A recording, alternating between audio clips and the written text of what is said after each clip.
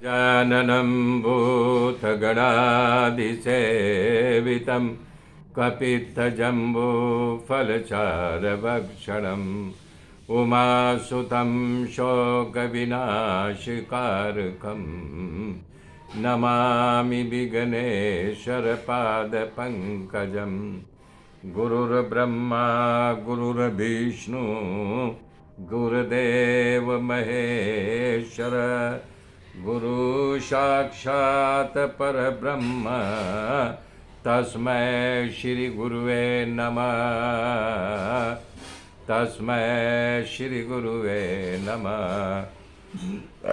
या कुन्देन्दु तुषारहारधवला या शुभ्रवस्त्रावृता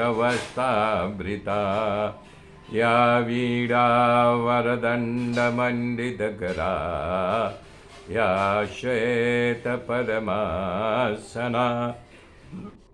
या ब्रह्माच्युतशङ्कर पवित्रभिर्देवैः सदा वन्दिता सा मां पातु सरस्वती भगवती नियषेत् जाड्यापहा नियषेत् जाड्यापहा। हरे राम राम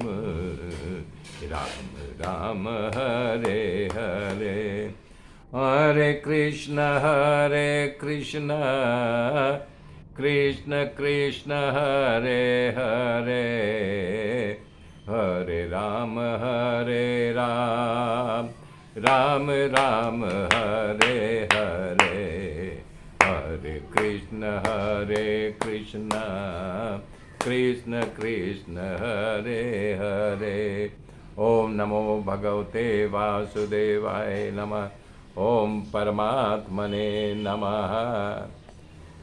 सुखदेव जी ने कहा, दुर्योधन के पुत्री का नाम लक्ष्मणा था। उसका स्वयंवर हुआ तो उसके स्वयंवर में बड़े बड़े वीर नरपतियों आए थे। उसी में श्री कृष्ण के पुत्र जामवंती नंदन साम भी थे। दुर्योधन की पुत्री यदुवंशियों की कीर्ति और उनकी गाथा सुना था, तब से उसकी इच्छा शाम से विवाह करने की थी। परंतु दुर्योधन भगवान का द्वेषी था, इसलिए संभव नहीं था। शाम को पता था कि लक्ष्मणा मुझसे प्रेम करती है, इसलिए वो दुर्योधन की सर्वांग सुंदर पुत्री को चाहता था। तभी लक्ष्मणा का स्वयंवर रचा गया। लक्ष्मणा ने अपने दासी से कहा था कि जब शाम यहाँ आए तो मुझे बताना, और शाम उसमें आ गए। लक्ष्मणा ने दासी से कहा कि वो आ गए हैं। तब वो लक्ष्मणा ने कहा कि जाओ उनको एकांत में बुला करके हमारी बात बता दो कि मैं तुमसे ही शादी करूंगी, तुम्हें ही जयमाल पहनाऊंगी, धीरज रखना, उतावल मत करना।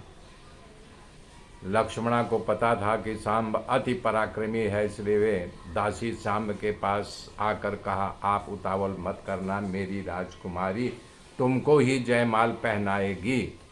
इसे सुनकर को शाम को लगा कि सभी राजाओं के बीच में दुर्योधन की पुत्री मुझे जयमाल पहनाएगी और मुझसे विवाह करेगी, तो इसमें मेरा पराक्रम कहाँ है। तब वो मन ही मन नक्की कर लिया कि लक्ष्मणा मुझे जयमाल पहनाए उससे पहले मैं उसका हरण कर लूँ, इन तमाम राजाओं के बीच में उठा ले जाऊँ तो मेरा पराक्रम कहलाएगा। स्वयंवर शुरू हो गया। तमाम राजा राजकुमार बैठे थे और लक्ष्मणा जयमाल ले करके अपनी सखियों के साथ निकली। और बुद्धिमान थी, उसने मन में विचार किया कि यदि अचानक एकाएक जा करके शाम के गले में जयमाल डाल दूंगी तो लोगों में कलह होगा कि तुम्हें जब इसी को ही जयमाल पहनाना था तो तुमने स्वयंवर क्यों रखा। इसलिए वो राजाओं के बीच में पसार होते होते सबको देखते देखते आगे बढ़ने लगी। और जैसे ही सांब के पास पहुंची तो शाम जो है आगा न देखा न पीछा देखा, वो तड़ाक करके खड़ा हो गया। और शाम जब खड़ा हो गया तो वो सभी राजाओं को संबोधन करते हुए कहने लगा, ये राजाओं, तुम्हारे बीच में से मैं लक्ष्मणा का जो है हरण कर रहा हूं, अगर तुम रोक सकते हो तो रोक लो। इतना कह करके लक्ष्मणा को अपने कंधे में बैठाया और छलांग मार करके बाहर निकल आया। इस बात करके जब कौरवों ने सुना तो बोले, रे बाप, ये हमारा है तो नाक काट लिया, नरपतियों ने अपनी कन्या का हरण कर लिया, कैसे सहन होगा।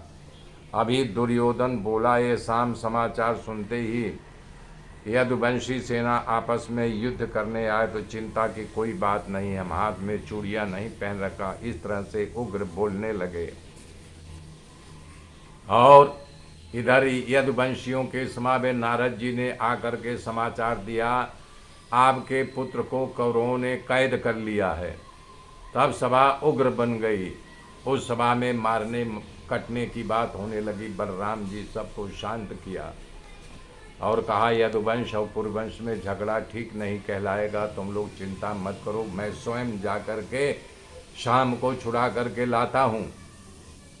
बलराम कुछ ब्राह्मणों अपने कुल के वृद्धों को साथ हस्तिनापुर जाने के लिए रवाना हुए, परंतु श्री कृष्ण भगवान ने उद्धव को साथ में भेजा कि आप इनके साथ जाइए। तो उद्धव जी भी रथ में चढ़ गए, हस्तिनापुर पहुंच गए और गांव के बाहर उतारा किया। बलराम जी उद्धव जी से कहा, आप कौरवों की सभा में जाकर हमारे अपने आने की खबर दो। तब कौरवों की सभा में गए और कहा कि उद्धव जी, बलराम जी आने का समाचार कहा और नरभूषण बलराम जी आपके यहाँ पधारे हैं, बाहर वन में बैठे हैं। कौरवों ने कहा कि अपने आप यहाँ आए, हमारे पास स्वागत करने का समय नहीं। उद्धव जी ने विचार किया कौरवों का काल नज़दीक है, परंतु उद्धव जी बलराम के पास आकर कहा, हे प्रभु, कौरव थोड़ा बाहर गए हैं और कोई बीमार है और कुछ दूसरे काम में व्यस्त लग रहे थे, इसलिए आप मेते जाएं। तो बलराम समझ गए कौरव मेरा अपमान किया है, परंतु धीरज धारण करके स्वयं उद्धव जी के साथ कौरव की सभा में आए। कौरव इनका स्वागत किया, भले बिना भाव से किया पर स्वागत हुआ। बलराम जी सिंहासन बैठे और कौरवों से कहने लगे कि हे भाइयों, हमारे महाराज उग्रसेन की आज्ञा से मैं यहाँ आया हूँ, आपके लिए संदेश भेजा, इसे आप लोग सुने। बलराम जी ने बोले कि उद्धव जी खुश हो गए। बलराम जी की जब बोलना शुरू किया तो उद्धव जी खुश हो गए, क्योंकि भगवान श्री कृष्ण ने कहा था, ये जब गुस्सा होते हैं तो गुस्से पे इनका कंट्रोल नहीं रहता, उस समय आप इनको को गुस्से को कंट्रोल करना, इसलिए खुश हो गए। तब बलराम जी ने कहा कि हमारे महाराज उग्रसेन ने कहलाया है कि हमें पता है कि तुम लोग सब मिल करके हमारे पुत्र शाम को पकड़ करके कैद किया है, ये अच्छी बात नहीं है, फिर भी हम सहन कर लेते हैं, कारण कि हम संबंधी है और हम संबंधियों से संबंध बिगाड़ना नहीं चाहते, न तो झगड़ा ही करना चाहते हैं। तुम्हारी पुत्री लक्ष्मणा भी उनके साथ भेज दो। बलराम की ये वीरता और शूरता भरी बात को सुन करके कौरवों को बड़ा क्रोध आया और उल्टा सीधा बोलने लगे, जिसे सुन करके सहा नहीं गया। देखो तो सही, दुर्योधन कहने लगा, काल की गति कौन रोक सकता है, इसलिए आज पैर की जूती माथा पर चढ़ गई है। इन यदुवंशियों को विवेक नहीं है कि हम लोग कौन हैं, हमारी मर्यादा क्या है। इन पांडवों को भी इनको चढ़ाया है, रोटी और बेटी का व्यवहार करके अपने साथ खाने पीने दिया, बाकी इन ग्वालों को देखने के साथ मेरा कौन से लायक है, इनमें क्या काबिलियत है। हम लोगों ने नाग को दूध पिला करके बड़ा किया, आज वही नाग हमको डंक मारने आया है। देखो तो जरा, अपने उपकार के कारण ये जीते हुए यादवों को लाज बिना हो करके हम पर हुक्म कर रहे हैं। बलराम सुनो, हमने चूड़ियाँ नहीं पहनी है, हमारे पास भी शस्त्र हैं, भीम द्रोण अर्जुन जैसे योद्धा हमारे पास भी हैं, महाराज इंद्र को भी हम हराने की ताकत है, तुम लोग किस गिनती में आते हो। सुखदेव जी कह रहे हैं, इस प्रकार जब वो वाणी को बोला, अविवेक का वर्तन किया, बलराम जी शांति का प्रस्ताव को नकार दिया, तो बलराम जी के लगा ये लोग मेरा घोर अपमान किया है, ये लोग धन ऐश्वर्य और बल का गर्व है, इसलिए अपनी ताकत का बता रहे हैं जिससे ये सीधा हो जाए। मैं अपनी ताकत बताता हूँ, ऐसा विचार करके अति क्रोध के आवेश में बलराम जी कौरवों का विनाश का निर्णय करके पृथ्वी पर बार बार हर का प्रहार करने लगे। आखा हस्तिनापुर खेत डाला और गंगा में डुबाने के लिए समूची हस्तिनापुर के अपने हल की नोक से खींचा। ऐसा लगा जैसे हस्तिनापुर में पहिया लग गया हो, उस तरह हस्तिनापुर खींचने लगा। मेरे मित्रों, आगे की गाथा कल बोलूँगा, तब तक के लिए जय श्री